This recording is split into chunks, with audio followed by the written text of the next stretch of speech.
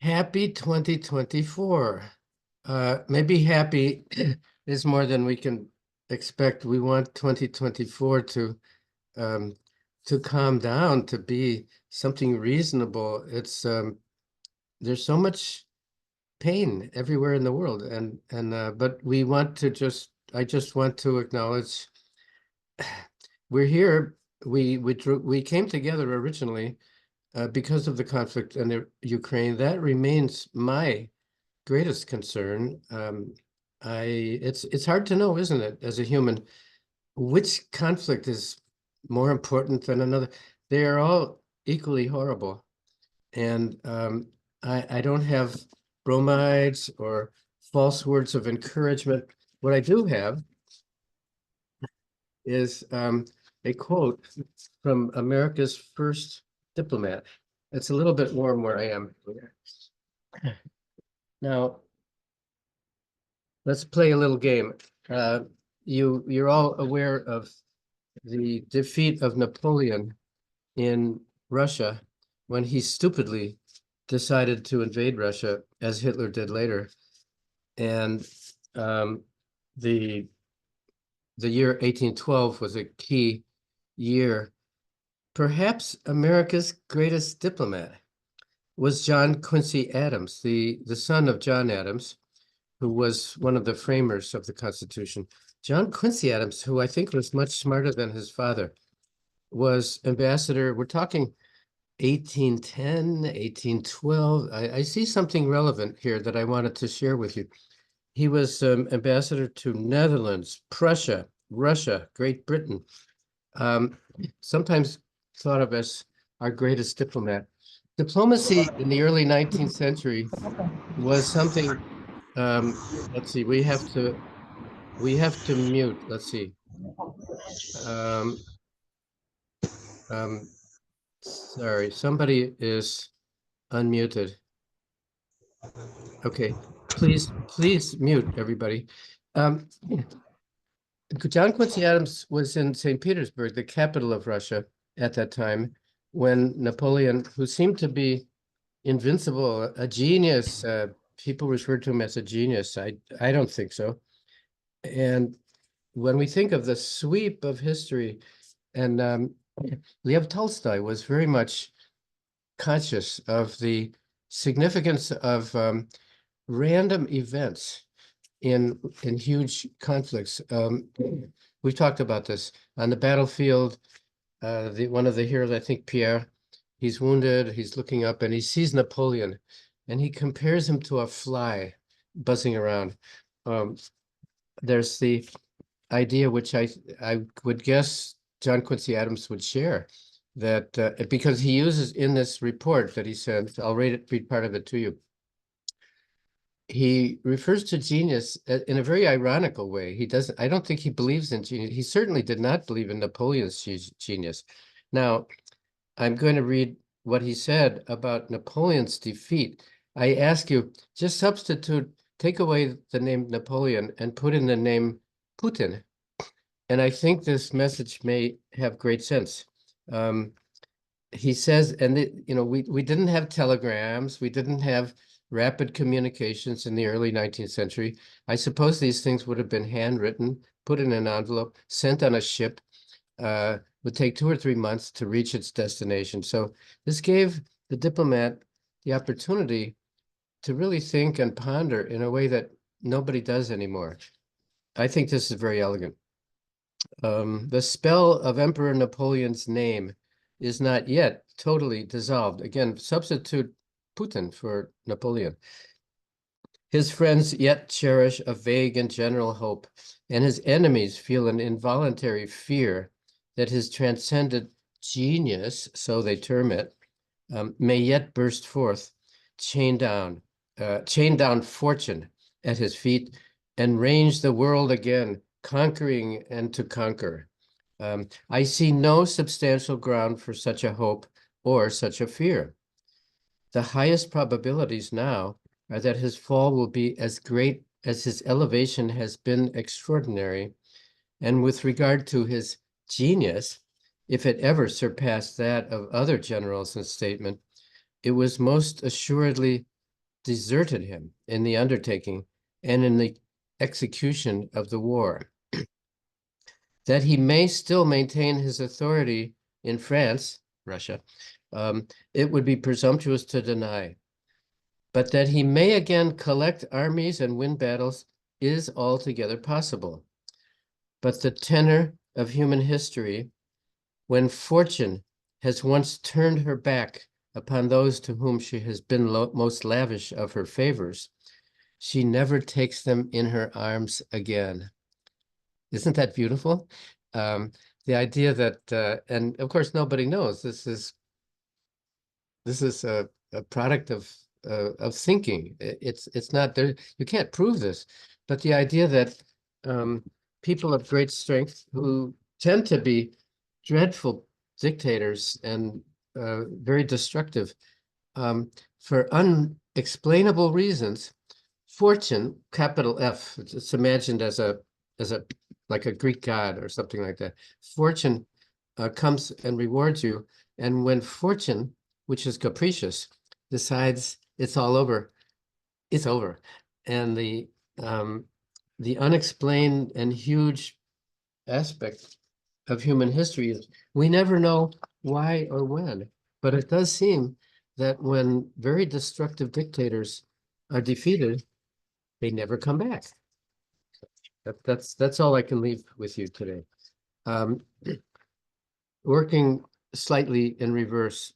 Next week, we're going to give it a try. I'm delighted that we have who we have today. Let's see how these weekly meetings go. If the numbers become very small, we might think of alternatives to actually having these classes. But we'll say we're in business. Next week, Rick Ruth. Let me just explain about Rick Ruth. Rick Ruth could have been an ambassador many times, but he's a person who never seeks attention. He never seeks credit or glory from the outside. He's very much contained within himself. He never had a fancy title. He was never the undersecretary for public diplomacy. But in the days of U.S. Information Agency, that would be up until October 1st, 1999, the date that President Clinton and Madeleine Albright decided to remove the U.S. Information Agency. Rick was in the back room. He was the advisor to the political leader of USIA, and he advised him. He represented him in the Congress. He went regularly. We've heard we've heard from a member of an individual who worked in the committees in the Congress. The Congress obviously gives funding, and so the task of Rick Ruth was to go periodically and to explain to the staffers and to the representatives why should they provide funding for public diplomacy. In my opinion, Rick Ruth has more a tactile sense of public diplomacy, what it is, why it's important, and how it works.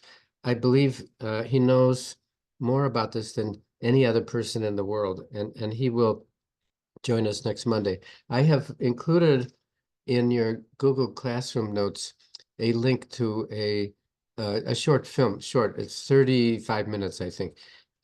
It's done by a cartoonist who draws a caricature of Rick Ruth explaining.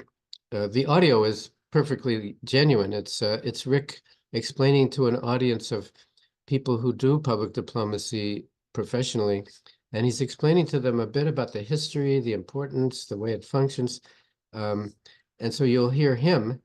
You will see the images rapidly come onto the screen. I hope you take a moment to go to that link. After the U.S. Information Agency was terminated, the functions of that agency were put into the State Department. It sounds like a mere bureaucratic shift, but it did have lamentable consequences. The U.S. Information Agency, up until October 1st, 1999, was a place for free exchange of ideas. You could go to almost any country in the world. There would be an American Cultural Center, and they could discuss the successes, the failures, the good thinking, the bad thinking, the challenges of American policy.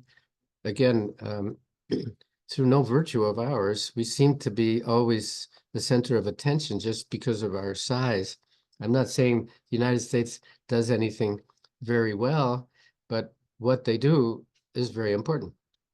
And the loss of this function kind of created an atmosphere of propaganda, which no intelligent person listens to propaganda.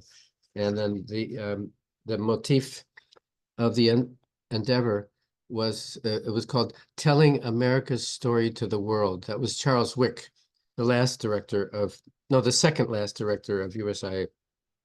Well, that's nice. Telling. I mean, that's when you think of communication, telling is a small part of communication. Communication depends on listening, reading, speaking, giving absolute freedom to anybody in a room to express any observation or any opinion. There's a lot of criticism of the U.S. now for things you all know about, and criticism should be free and open. Anyway, Rick Ruth, from before, when there was a U.S. information agency, was the person doing everything. He was keeping everything running.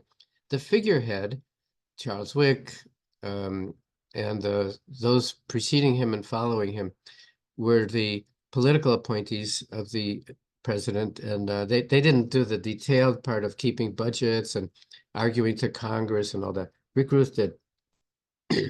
After the conversion was complete and USIA was finished and the functions were transferred over to the State Department, there was a very sterile conversation. What do we do with it now? What do we call it? Should it be a bureau? Should it be, these are kind of tiny little bureaucratic questions of semantics, but it really matters how you identify yourself as an agency encouraging communication. So they never really found a word for it, but they kept the person in charge, political appointee in charge of this process was called the Undersecretary for Public Diplomacy and Public Affairs. The distinction being public diplomacy is what we say and what we communicate to countries outside of the United States. Public affairs is what we say and what we explain to people inside the United States, including foreign correspondents who are covering the State Department. So PA is a domestic thing, but can include Agence France Presse, Deutsche Welle, Radio Netherlands. If they happen to be based in Washington, we call it public affairs. Public diplomacy is what our embassies do, targeted towards foreign audiences. Okay, so they had the name of a director. Now, what do we call the office that he works in? And this is a story I cherish. Bureaucratically, you couldn't have two they're acronyms. There's EUR, which is the Bureau for European Area. There's NEA, Near East and Northern Africa, MENA, we call it. And these, depending on the level of the bureau, it had to have a certain number of letters to identify it. These are tiny, stupid little things. And when Rick Ruth was asked, so what should we call this thing? And he said, I've looked through the dictionary. We have M, which is management.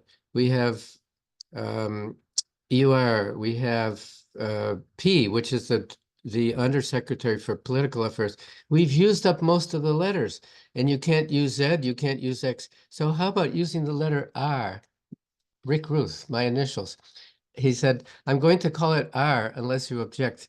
Nobody objected. So to this day, that whole vast bureau, which is cultural exchange, educational exchange, public affairs, all of that is now just called R. And most people don't know why, but it's named after Rick Ruth. Okay, so he speaks next Monday. He's a wonderful guy. Just wanted to give that little introduction.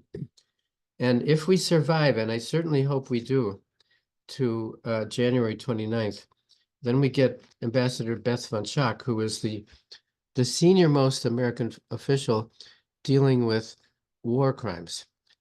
She's ambassador at large for war crimes. And as you can imagine, what her work is about, it is about finding in this very complex world of prosecution of war crimes. You know, we have the ICC, the International Criminal Court. Russia's not a member. The US is not a member. I think Ukraine is not a member. The Putin and his individual who was responsible for child abductions has been indicted in the ICC, which is a symbolic thing. There's the International Court of Justice. There's all sorts of bilateral and local and ad hoc.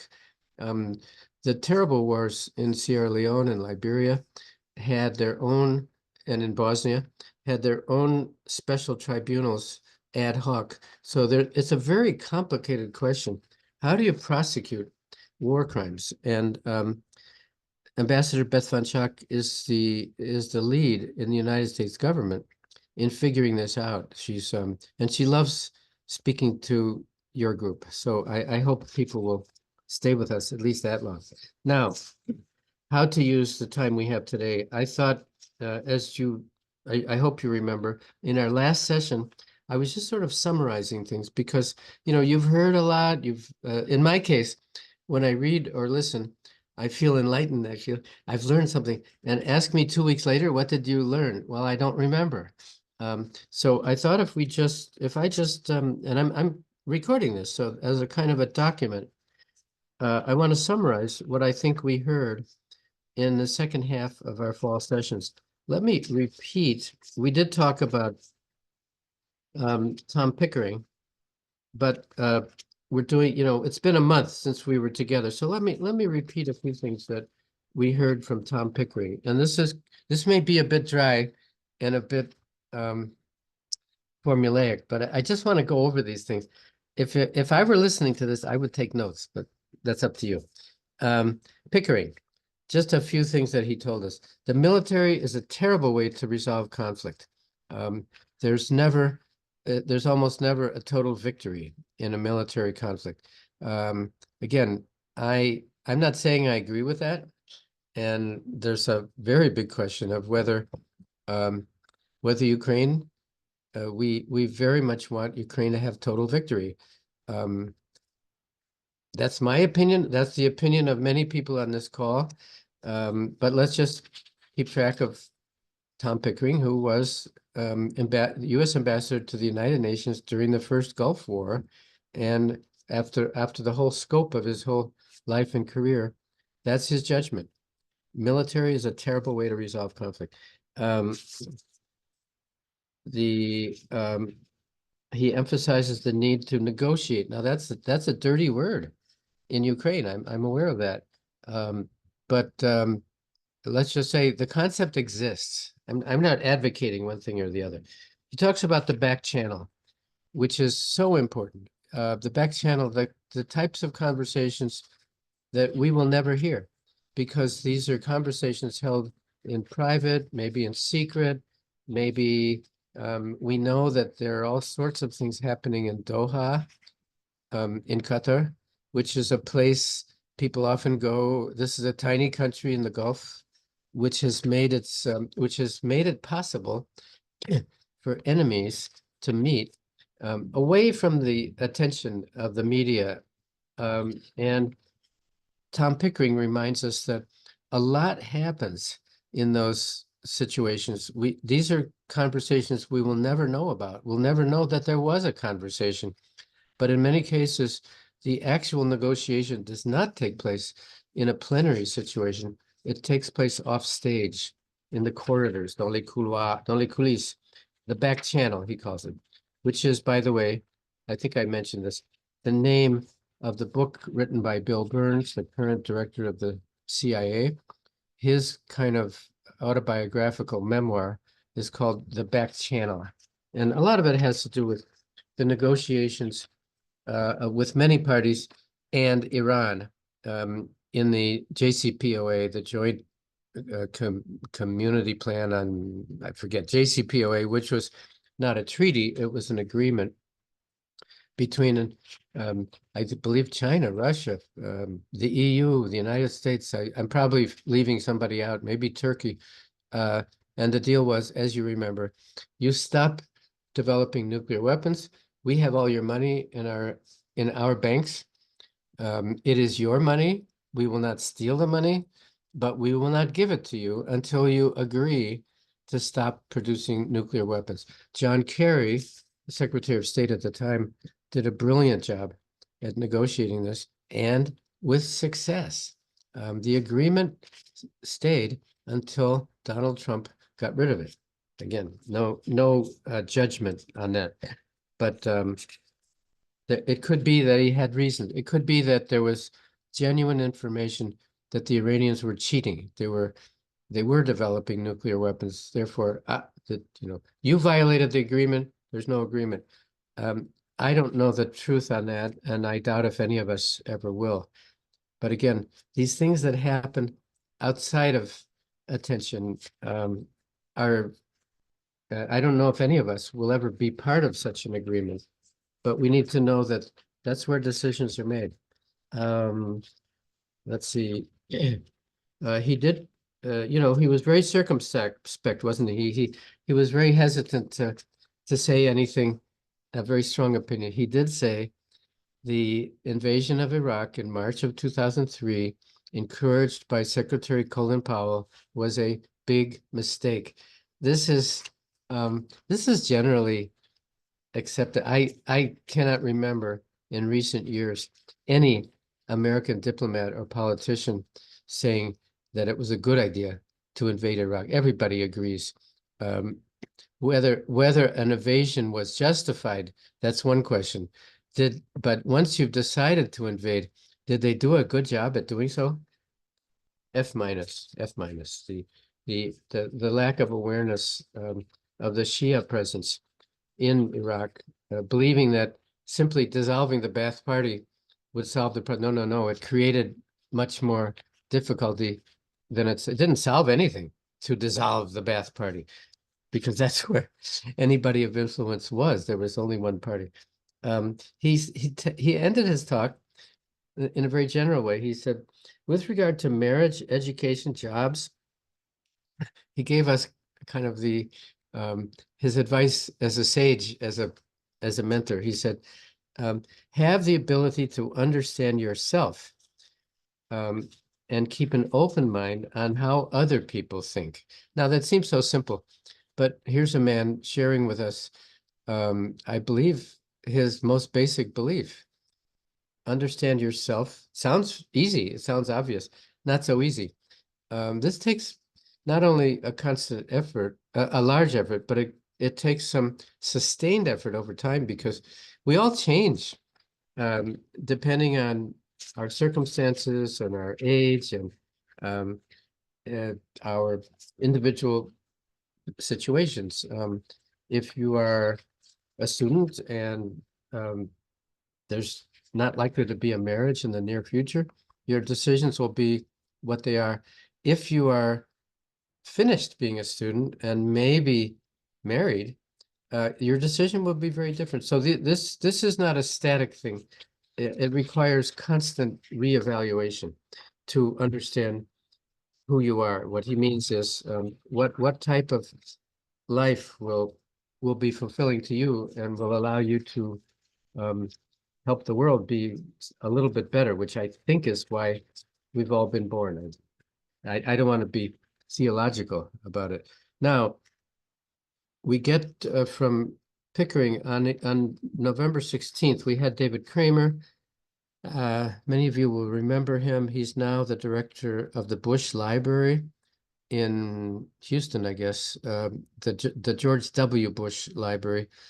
I think most of presidents since Eisenhower, I think, have created a library where their papers go and which become think tanks and centers of research.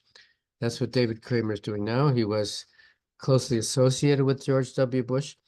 Um, he was in another assignment. He was the Assistant Secretary for Democracy, Human Rights, and Labor. He really cares about democracy and human rights. He said he started his talk with us, reminding us that in the past 17 years, we've seen that the so-called third wave, we've had this expression a few times, the third wave, which was in the 1990s, the increase in the number of countries that had democratic governments. It looked very hopeful in the 1990s. It looks very bad now, very bad. And Kramer said this very openly. He said the third wave, we had some hope in the 1990s, but the trend lines are all bad. I don't even have to mention, you're aware of all the coup d'etat in Africa, and depending how you define democracy, does democracy mean you will have an election every 4 years and the head of state will arrange to win the election by making life impossible for all opposition? Is that a democracy? There's much discussion. This is not a question of science or physics or turning on a light bulb. There are many, many degrees of democracy. And everybody who discusses this subject points to the United States as the most flagrant example of a country that's kind of a democracy, but it's not guaranteed that it's going to remain so forever. We see some obvious challenges. Now, David Kramer worked for George W. Bush, and he remembered Bush's 4 principles, which don't know if he lived up to them, but he genuinely had these principles: freedom, opportunity, accountability, compassion. Sounds good to me. I'll repeat them: freedom, opportunity, accountability, that is responsibility, and compassion. I believe that George W. Bush genuinely believed in these principles. You can find many examples of where his actions were not compassionate. Where freedom was relative and such. Anyway, apropos freedom, David Kramer talked about the natural, not conflict, but the natural competition between the public sector and the private sector with regard to freedom. The bureau which he headed, the DRL, Democracy, Human Rights, and Labor, has a congressional obligation to write a full report, usually about 1,000 words, about every country in the world, addressing very specific questions. What was the gender situation? What were the conditions in prison? Did the police have arbitrary arrest powers, or was there some form of habeas corpus? This is a major undertaking, taking every year, and it has a profound effect. Countries that are criticized in the Human Rights Report often complain very loudly. When they're complaining, that's when we know we've probably found the truth. Muammar Gaddafi was very, very violently opposed to the comments made about Libya. This encouraged the civil servants doing this report, because they realized if he's unhappy, that means he probably read the report. So now Kramer spans the whole gamut between public sector, DRL. He was also the director of Freedom House, which is the private side. And there's always a little bit of, there's a very healthy, I would say, give and take between public and private sector. The public sector will always tend to be a little bit limited in their criticisms, so as not to endanger bilateral relations. Freedom House doesn't care. Freedom House will say, Burundi is a mess. It's a better example, Rwanda. Rwanda is a country with an economy and it functions well, but the human rights situation is appalling. It's dreadful.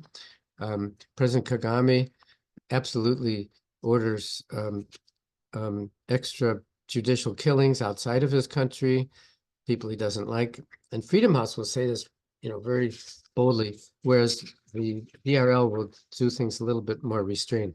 Interesting that our friend David Kramer did both sides. I think that's a great opportunity. Let's just remember the acronym MAP. We all know about MAP, right? It will be relevant to Ukraine at some point. Membership Action Plan, the MAP, which is the document and the agreement that comes out of discussions in countries that want to be members of NATO. MAP is related to NATO. If you are applying for membership, and we don't know, I certainly hope that Ukraine can someday be a member of NATO. It won't be tomorrow, but in order to get there, the process is called MAP, Membership Action Plan. Now, on November 20th, we had Professor Marcy Shore. There too, I'm not claiming any originality here. What did she tell us? When she introduced herself, she said, "I am rootless. I am stateless." This has a profound meaning. She said, I am a woman, I am an American, I am this and that. But as an intellectual, I try to transcend all of these categories. I'm more emotionally and psychically attached to the world rather than to my immediate surrounding. Now, you can try being like that. I don't think any human can quite succeed. But as a philosopher, as a historian of intellectual history, she said, that's the basis of everything I do. I try to understand other people. I don't just look at where I stand in the world. I try to look to a broader horizon. Very noble. Again, not easy to do. Maybe none of us will ever succeed, but we should be trying that. She quoted Freud and saying, we don't ever really know our own true self. As I was reviewing these notes last night, I remembered Jack Sedkulik's, remember the iceberg? 7/8 of it below the surface of the water, which is where the real feelings and cultural derivations are. You only see 1/8 of it. And he told us when icebergs collide, they don't collide above the surface of the water, they collide below. And this is a profound idea, which I guess comes from Sigmund Freud, that most of who we are is not known to us. It's subconscious. It has to do with certainly with our upbringing and the accident of birth and the things we dream about at night. Things that if I ask you now, you cannot tell me because you're not aware of these very deep sources of identity.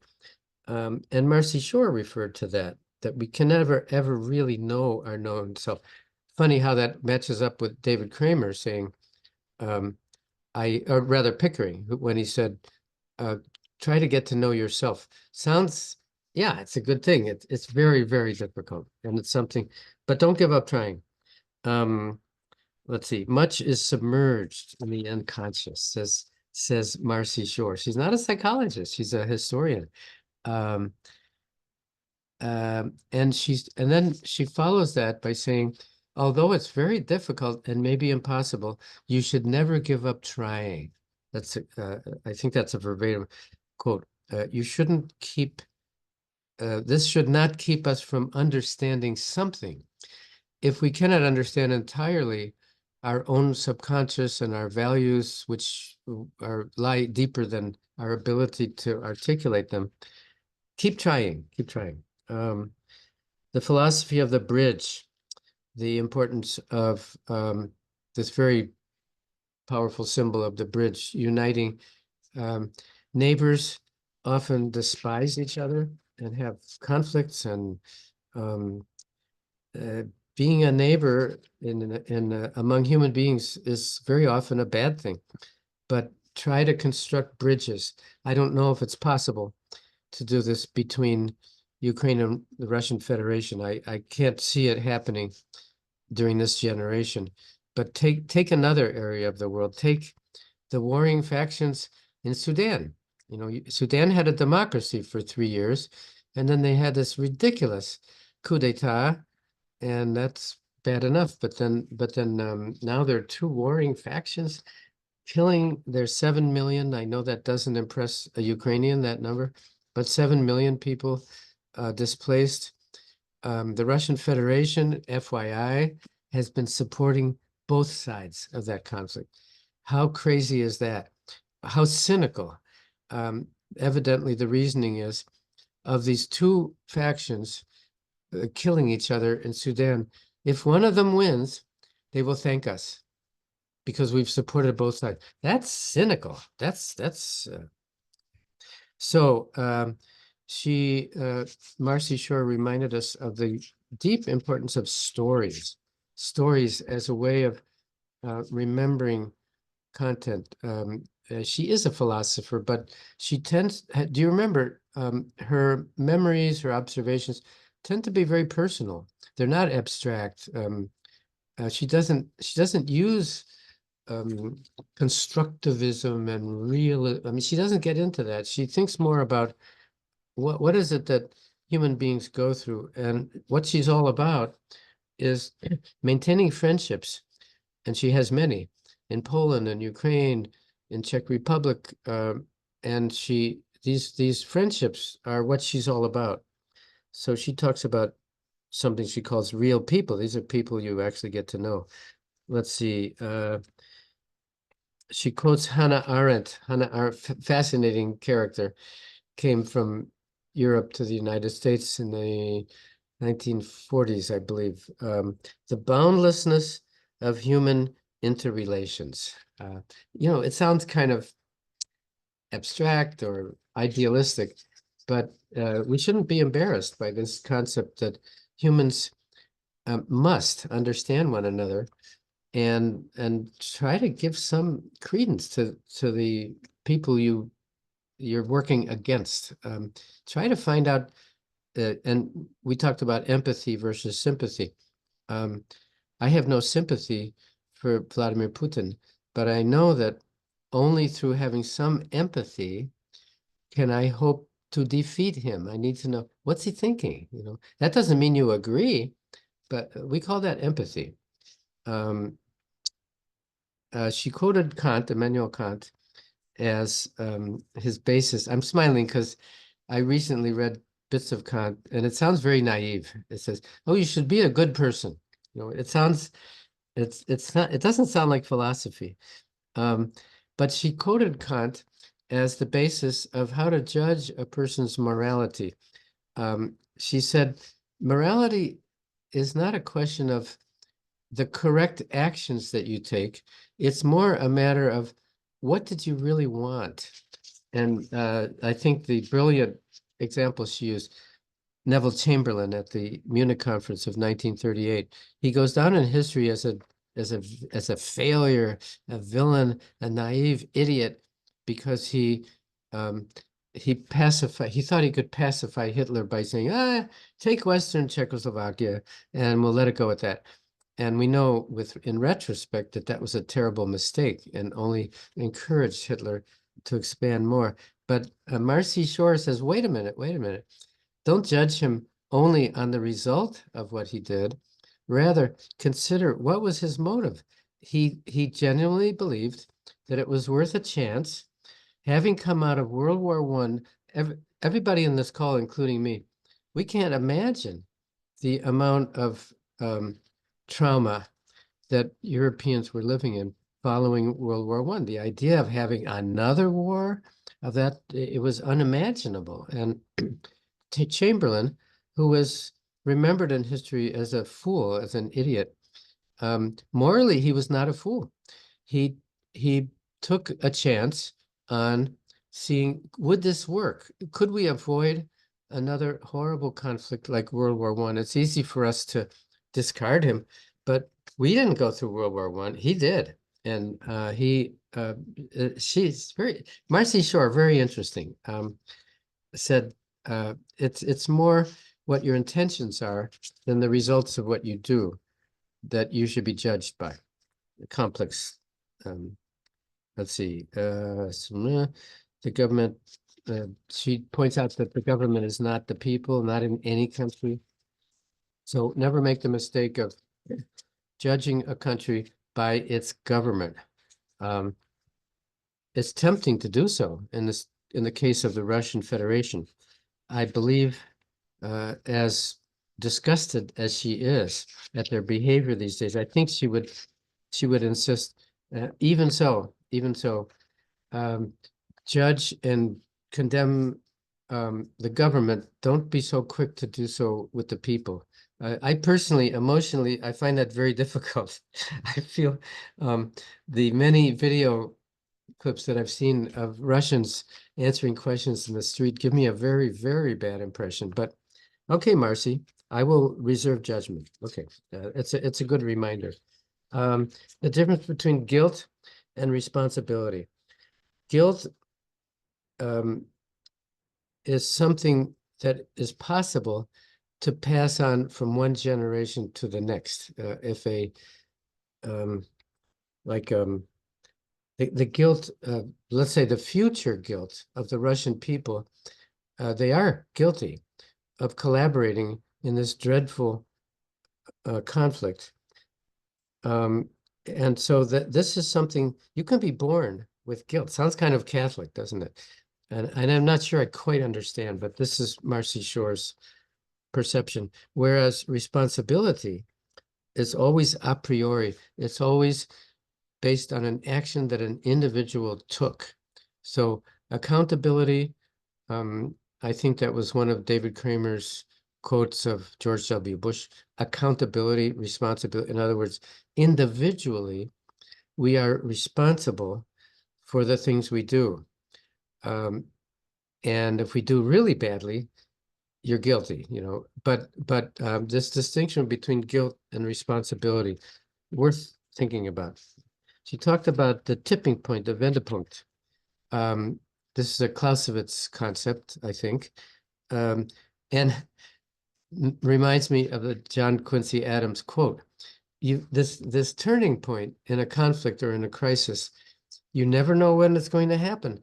Machiavelli called it fortuna, like nobody knows why. Why did it rain the morning of the Battle of Waterloo? Well, do you believe in an invasive God who actually controls events day by day in the world? That's pretty far-fetched. So this thing, the Wendepunkt, in a big crisis, something will suddenly change. Again, referring to Tolstoy, he would say, you don't know, you'll never know in advance. You can't plan for it.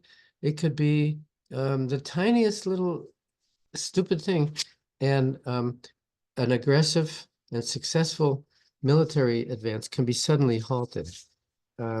So it's always there, says Marcy Shore. We just never know when, and we don't have a way of really dealing with it.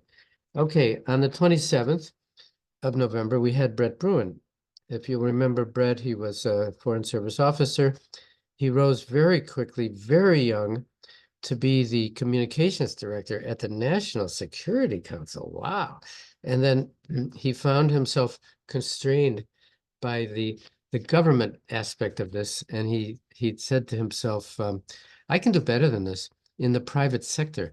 In the private sector, I don't have to answer to anybody. I just have to have a customer, a client, who thinks that my advice is valuable and will pay me for it. Remarkable what Brett Bruen has done. He said that in the private sector, you can be much more direct. You have to, in the public sector, if a government is behaving, let's say the recent elections in Democratic Republic of the Congo, nobody believes those were good elections, but it's done. And the incumbent, the international community has said, okay, you win.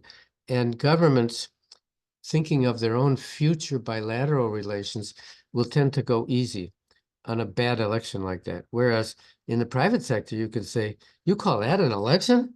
That was unacceptable. The freedom that you have in the private sector, those on this call, maybe in the future, I don't know if you can do what Brett Bruin has done, but you might find more freedom to maneuver and to really be yourself if you're in a think tank or in a non-governmental organization. Um, let's see, he mentioned, for example, the restaurant where people were getting food poisoning. That's a wonderful example.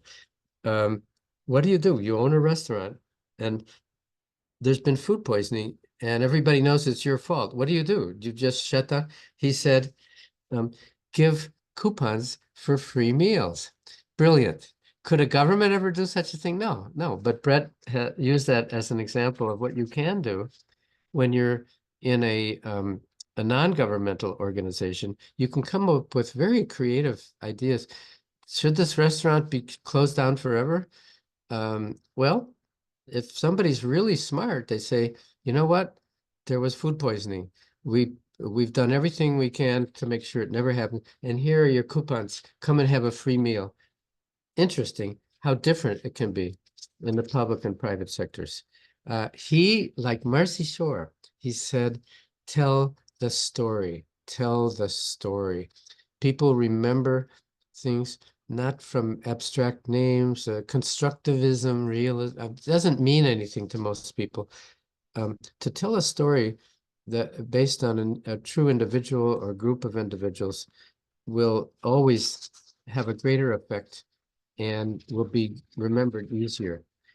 What else about Brett? Let's see. Oh, tell the listener that all governments make the mistake of saying the things that they want to say.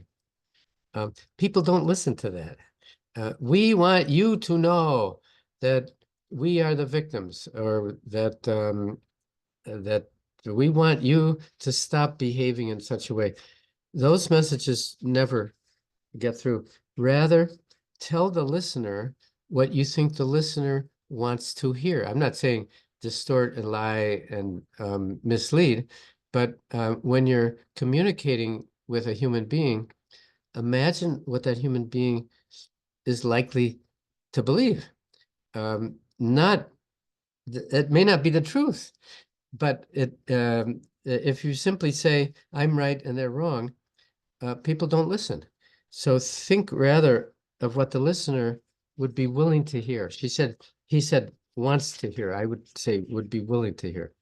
For example, the New World, no, the Liberal International Order. Many of you wrote wonderful papers on that topic. Um, if you talk to individuals in countries that are not liberal and that are not tied to the international rules-based order, don't just tell them to do so. They won't listen. It was a good example. He actually said the liberal international order. If you're part of it, and if you want other countries to be part of it, don't just tell them so. It won't make any difference at all. You have to tell a story. This is not easy. The art of communicating. When you have an objective, can you define what is your objective? His phrase for this was, what is the end game? You may never reach the end game in a struggle, in a challenge, but you must begin by being able to imagine and articulate what is the end game. If you want to reverse the decline of the third wave, and encourage democracies worldwide, what would come of it? If you have, I don't know, maybe 120 countries or maybe 150, which are not democracies, what would success be? You can't get all of them. Maybe you could get 2/3 of them. Be realistic about your objectives.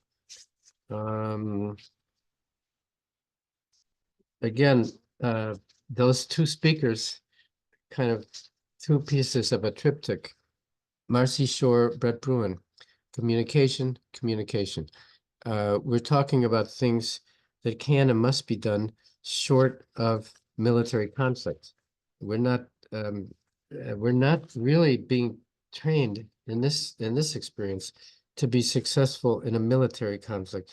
There's all the rest of it, all the the communication, the persuasion, the backroom communication, which leads us to Max Bergman, who joined us on November 30th.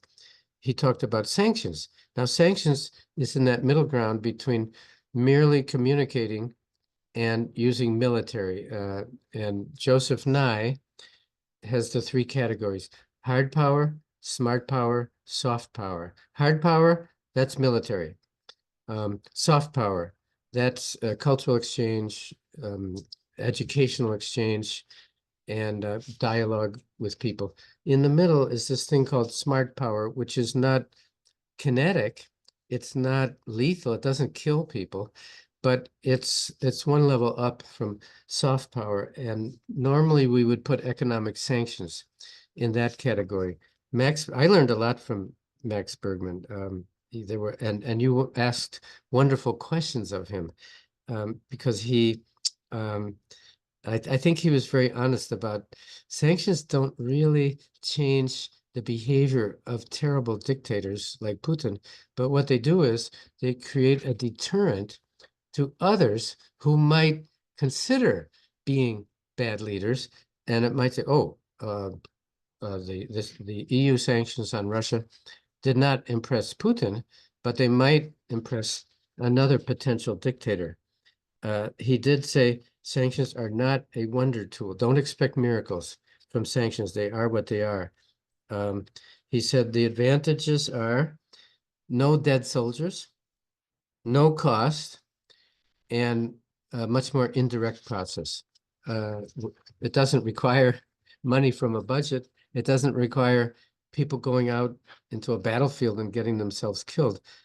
Smart power is smart, and it's the best alternative to hard power, which always has terrible consequences. He does have he had I think a very balanced view. He said, "I'm optimistic. I think sanctions can be useful, but they often fail, and you need to just accept that. They do the value in them," he said, "is in deterring other people. If Kim Jong-un sees sanctions against Russia, he might be more inhibited in his bellicose behavior and testing missiles over the Pacific Ocean near Japan to intimidate Japan. This is terrible stuff. And sanctions, huge sanctions against North Korea. Maybe we don't know. We can only guess that maybe it has an effect that's beneficial. Let me see if I can finish. We're almost at 11 o'clock here. Let's see. I'm I'm skipping over. Veronica Shevtukovka said, should we make the Russians pay reparations? Which is a very lively dialogue in the West. And Max said, morally, yes, but experience shows us that there can be backlash when we seize the assets of a country that's behaving badly, because later somebody else could do it to us. So it's the initial tendency is, yes, let's nail them. Let's take their money. We have their money. We have many of the oligarchs' money in Western banks. It's sitting there, it's sequestered. Should we just take it? I would love to, but there are consequences, because at a future time, another bad actor in the world could use that as a precedent and say, okay, now we're going to take your money. So it's never easy. Getting to our last two speakers, we had Paul Foldy, the staffer in Congress, who I think he defined public diplomacy as giving the benefit of the doubt. That's a great definition. Getting the listener to give you the benefit of the doubt. That's pretty abstract, but it's an amusing definition of public diplomacy. Paul reminded us that he was in the US because of the Soviet occupation of Budapest in 1956. And so he had a very visceral memory. The many Hungarians who came to the US at that time all have. They remember the Soviet Union, they hate it, and they hate its derivative. Uh, it's useful to know when you're talking to somebody for the purpose of getting information, where do they come from? What is it that, where are their emotions? The emotions of Hungarian immigrants to the US is still hatred for the Soviet Union and the Russian Federation. Now, he talked about the marvelous collaboration between Senators Lugar and Nunn. Lugar Republican, Nunn a Democrat. Fantastic what they did together. Together, they they moved into the vacuum that occurred in 1989, 1991. What do we do now that the Soviet Union doesn't exist? They have all these nuclear weapons. What in the world? Well, these two senators working from opposite political parties actually very concretely found ways of controlling. They couldn't remove nuclear weapons from the Russian Federation, but they managed to find ways of verifying what is there and what isn't there. They had the advantage of having some money. The United States was wealthy at that time. The Russian Federation was destroyed financially. So they had the advantage of having money and say, we have the money, just let us come in and do some inspections and find out what's good. And at that time, um, Yeltsin, I guess it was, said, okay, you pay, you come. It was a marvelous thing and a demonstration of what two individuals can do together, truly working together on a very important project, even when they're coming from opposite sides politically. Veronika Sheptuchovska asked, what do you think the war could end in Ukraine in 2024 if Biden just says the war is over? And unfortunately, Paul said probably not, because it would not be wise for Biden to declare a victory if it's not genuinely a victory. It would reduce his credibility and the credibility of the countries assisting Ukraine. Best to not make big statements, but rather make sure the job is done. It's not a matter of prematurely announcing something good. That will destroy your credibility. Sad to say, but I think he may be right there. Let's see. He mentioned what we call the three pillars. I remember this as Hillary Clinton when she was Secretary of State. The three Ds: diplomacy, development, defense. And that's not an overly simplistic way of thinking, what are the resources that a country has in dealing with a geopolitical challenge? Well, diplomacy, development, defense. That was, they call it the three Ds. And I think our last speaker was Tom Kent, former director of Radio Free Europe, Radio Liberty. He spoke about his incredible background. Wow, he worked with Associated Press and he worked with a number, he was a journalist, and then became the director of Radio Free Europe. He reminded us that while we see RT and Sputnik, and we see this as pure, disgusting propaganda, we must remember that the others see us the same way. When certainly the Russian government, the Kremlin, and to some extent the people also, when they see Voice of America, Radio Free Europe, they believe it's propaganda. And you can tell them it's not propaganda, it's not propaganda. You cannot change their opinion just by saying we are not propaganda. I urge you to look at Tom Kent's new book called How Russia Loses. It's free of charge. I think I sent you the link. I could send it again. I have looked at it. It's basically a manual of how is it Russia is going to lose. It seems likely. I certainly hope the sooner the better that they lose. Now, he referred to this idea of the truth as a relative thing. It's a moving target. Unfortunately, in years past, It used to be, there was a economic increase of 3.2%, and make of it what you will. Now, everything is debated, obviously, with fake news and with digital manipulation. Unfortunately, this notion of the truth has truly become relative, and it's not absolute.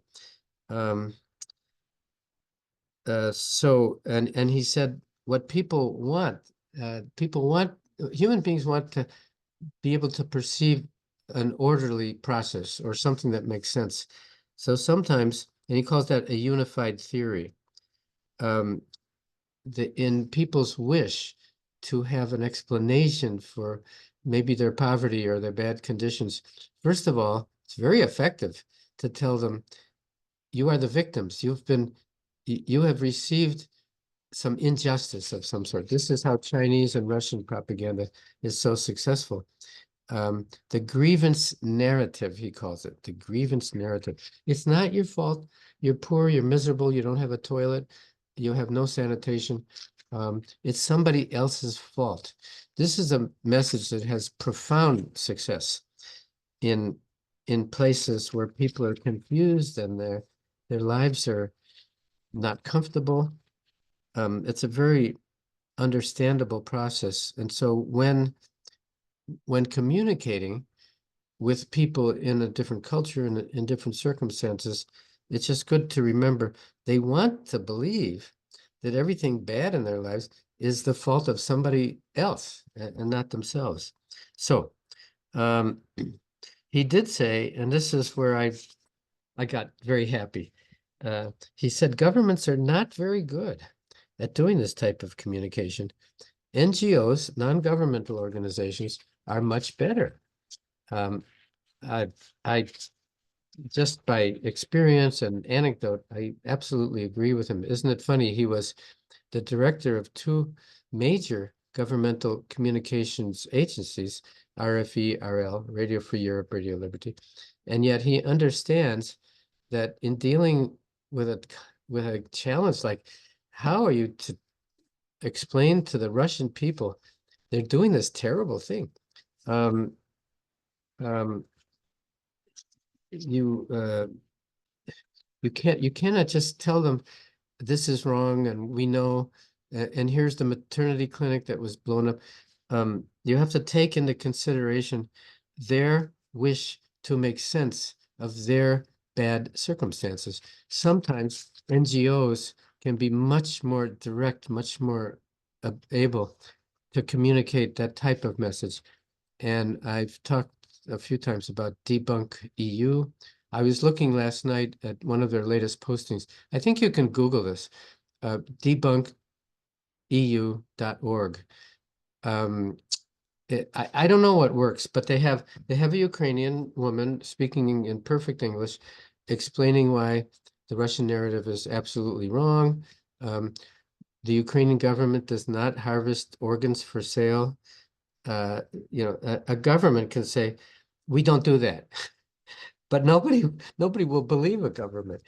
Uh, I think the effective way to get these difficult messages across is through tiny private citizens groups, because they're not perceived as being part of a propaganda machine. They're just genuine human voices.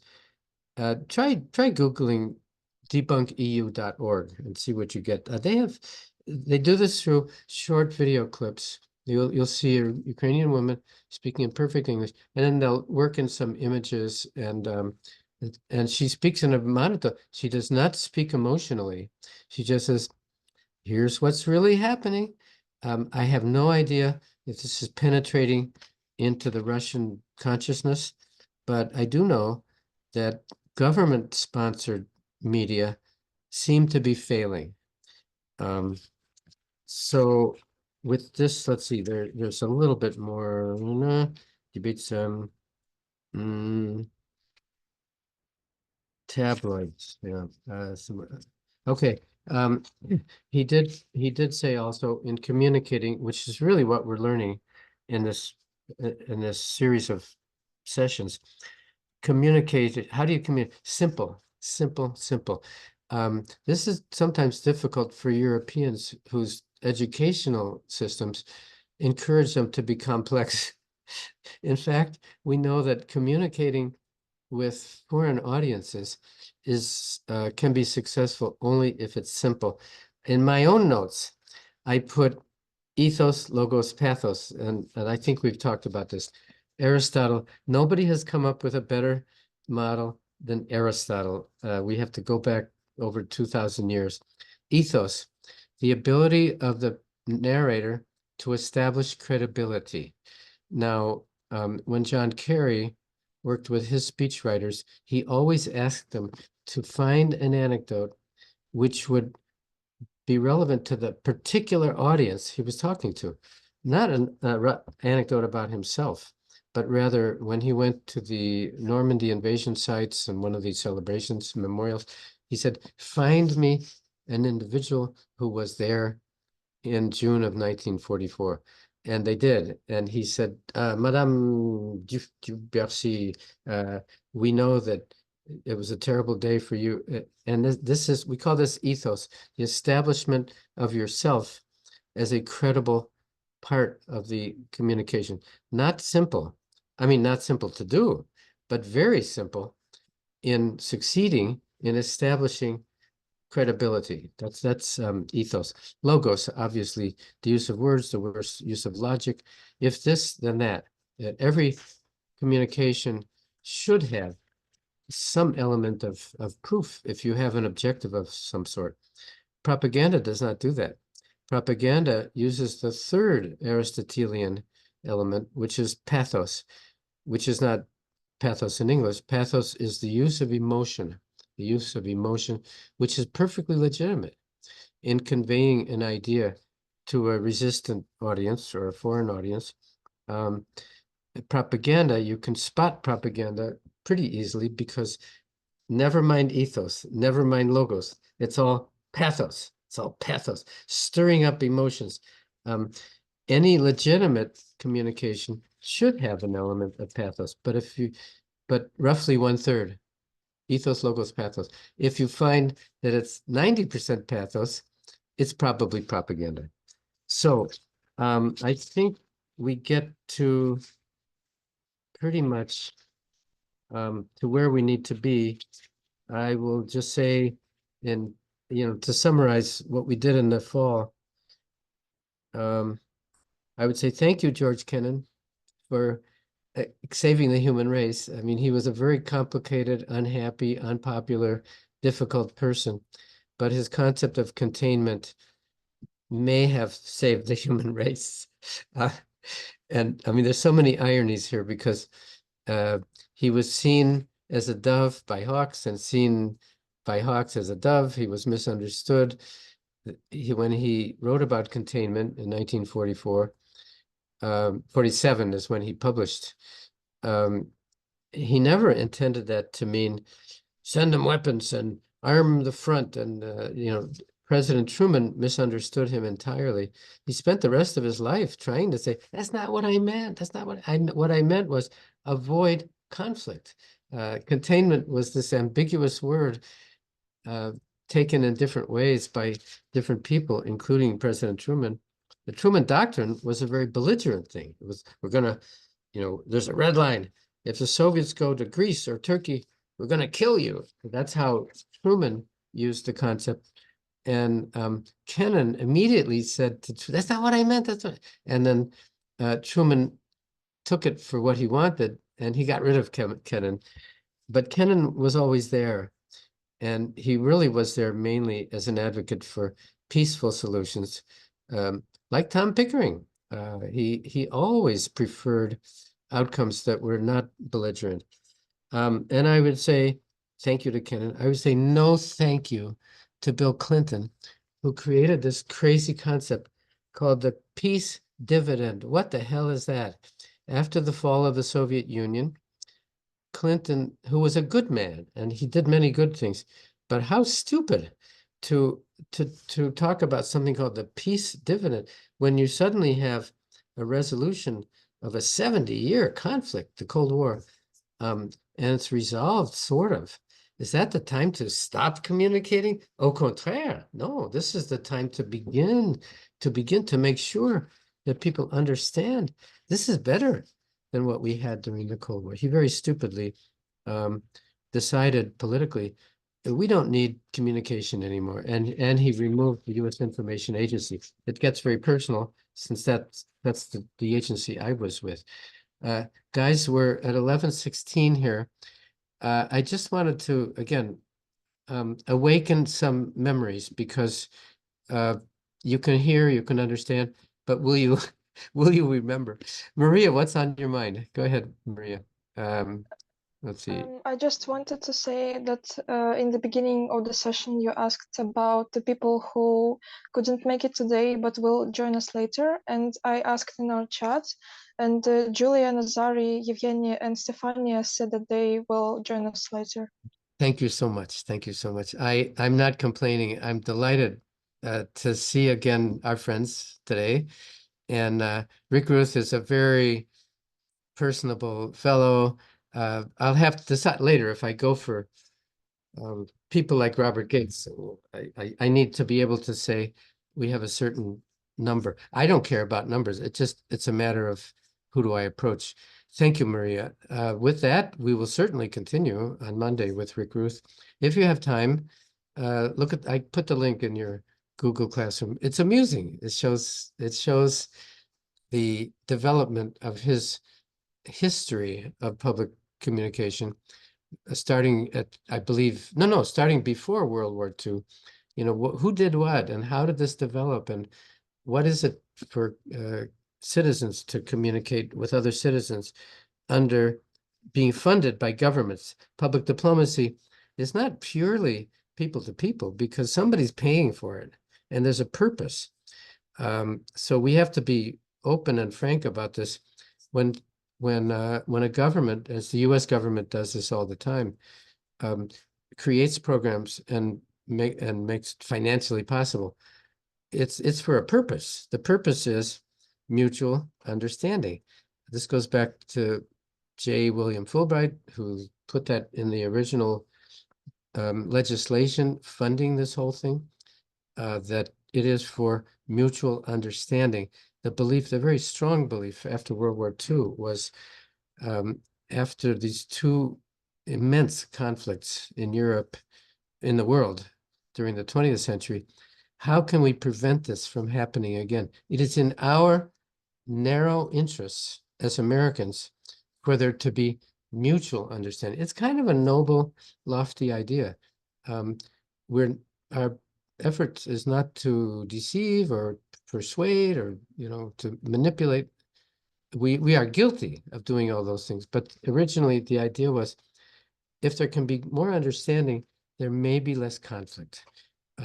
So that's what public diplomacy was dedicated to. And when it was created, by the way, you could say by President Wilson during the buildup to the U.S. entry into World War I. But Rick gets into that in his talk. When did this thing actually begin? This thing called public diplomacy. We have propaganda going back to the Roman Empire. Public diplomacy is relatively recent in human history. It's not perfect. It's an art, not a science. Let's remember the purpose of it when it was created was to avoid conflict. I mean, that's very clear. Did it succeed? I think the idea is we have to keep trying. There's no alternative. Thanks, Maria, for that good news. And if anyone else has something, let's have it. Otherwise, see you next Monday and every Monday. And we'll have this time again, no assignments, no reading. I will suggest readings, but I won't be expecting output. Let's just explore an extension of the things we've looked at. I want to go beyond Europe. I think we can get a former U.S. ambassador to Mexico. We can get a citizen of the People's Republic of China talking about how do they really do censorship in China. Let's look at a broader context, possibly the Middle East, certainly Africa, and just get beyond the confines of our limits. Again, um, I I'm I start the year um, in some pain. I mean, I'm very sorry that so much of the world is in conflict, and we want this to stop. Everybody I know is some people are getting depressed. There's no point in getting depressed. That doesn't serve a purpose. But um, there's some terrible difficulties. First and foremost, Ukraine. Um, the people at the front, I admire them so much, and I want them well, and I want there to be a good outcome here. I can't guarantee it. I can guarantee that I want it very badly. And with that, goodbye. Keep at it. Keep at it. We have no alternative. Whatever you're doing, do it more. And see you next Monday. Okay. Bye, everybody.